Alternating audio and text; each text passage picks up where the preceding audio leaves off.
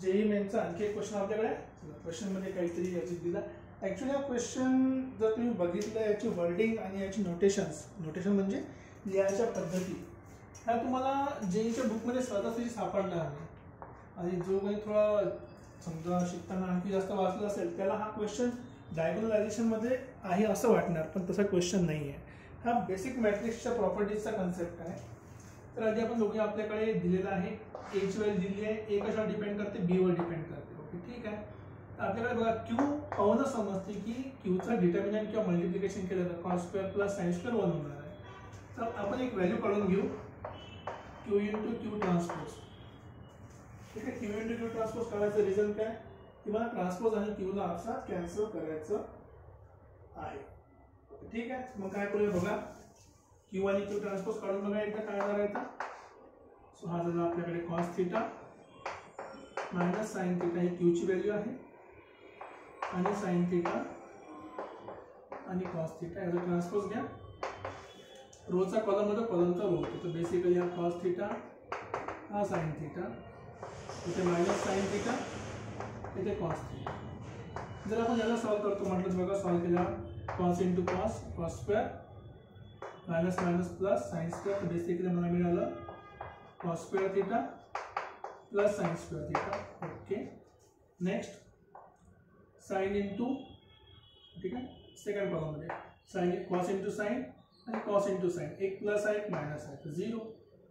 इकडे मल्टिप्लाय करा second row सोबत, sine into cos, cos into minus sine, परत एक पॉझिटिव्ह एक निगेटिव्ह 0, तर last sine into sine, sine square, cos into cos, cos. So basically sine square theta plus cos square theta. आणि आपल्याला याची value माहिती किती आहे, 1 0 0 आणि 1. तर बेसिकली 2/2 आपल्याला काय मिळालं आहे, आयडेंटिटी मॅट्रिक्स. ओके, तर क्यू आणि क्यू ट्रान्सपोज. आता मी डिटर्मिनंट का बरं नाही काढलं, कारण की मला डिटर्मिनंट विचारलेलं नाही. आपल्याला ट्रान्सपोज यूज करायचं तर ट्रान्सपोजचा फॉर्म्युला यूज करणार, दॅट्स इट. एवढं सिंपलचं काम आहे. ट्रान्सपोजचा फॉर्म्युला यूज करून बघितला, तो दोघांचा मल्टिप्लिकेशन काय मिळालं आहे.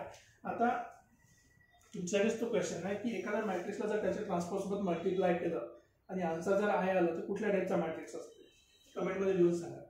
तर आता आपण आपल्याला गिवन क्वेश्चन काढू की ए इक्वल टू आहे आपल्याला क्यू टी बीचा पॉवर 10 आणि क्यू. ओके, ठीक आहे. आता इथे फक्त काही करत नाही, मी फक्त बीची व्हॅल्यू पुट करतो. इथे काहीच करणार नाही, फक्त बीची व्हॅल्यू पुट करतो. सो बीची व्हॅल्यू पुट करा बघा, क्यू टी बीची व्हॅल्यू एक बी ठेवतो आणि एक बी तसाच ठेवतो. एका बीची व्हॅल्यू जर पुट केली मी समजा तो झाला क्यू टी क्यू टी, ठीक आहे. एकदा पहिला सुद्धा फक्त एकच व्हॅल्यू पुट केली ए साठी. तर कंटिन्यू बघू 10 पॉवर पर्यंत काय कळत जाते. का सध्या आपण ह्या फॉर्म्युला यूज करतोय.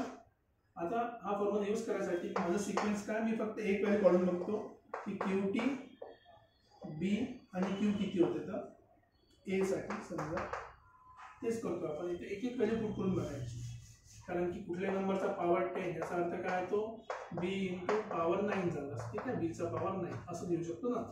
ओके, इंटू मी याला बीचा पॉवर 9 लिहू शकतो आणि हा झाला क्यू. काही प्रॉब्लेम नाही. ओके, ठीक आहे. सॉल्व करणं सुरू करा.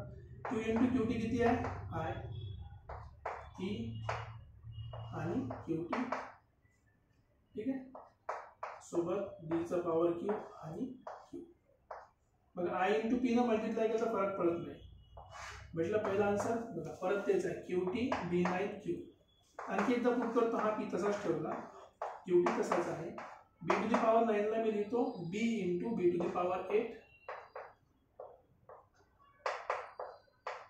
बी इंटू बीचा पॉवर 8 इथेच लिहू का, बीचा पॉवर 9 जो आहे याला मी लिहितो बी इंटू बीचा पॉवर 8, एकच गोष्ट. ठीक आहे. सो बीची व्हॅल्यू पुट करतो, बीची व्हॅल्यू किती आहे, क्यू पी आणि क्यू ट्रान्सपोज.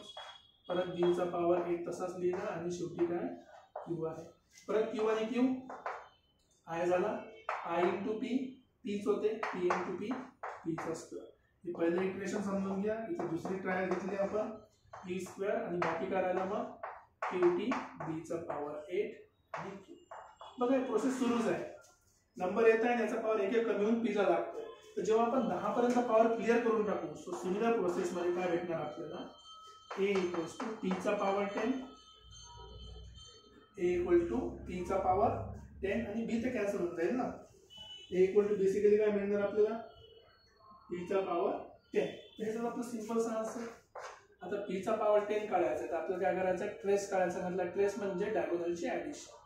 सो बेसिकली हे किती होणार आहे डायगोनल एलिमेंटचा पॉवर. सो √3चा पॉवर √2 आहे ना तर √2चा पॉवर 10 प्लस 1चा पॉवर 10. का बरं कारण की डायगोनल एलिमेंट फक्त डायगोनललाच मल्टिप्लाय होतात तर त्यांना बाकीसोबत मल्टिप्लाय करायची गरज नाही.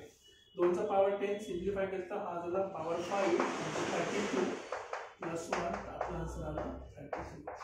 सो बेसिकली या पूर्ण क्वेश्चनचा फायनल आन्सर किती आला आपला 32. डिफिकल्ट नाही आहे, थोडा कन्सेप्च्युअल क्वेश्चन आहे. लॉजिक तुम्हाला लक्षात आलं पाहिजे. राईट. अशा प्रकारे आपण सॉल्व्ह केलेला आहे. परत भेटूया नेक्स्ट व्हिडिओमध्ये नेक्स्ट क्वेश्चन सोबत.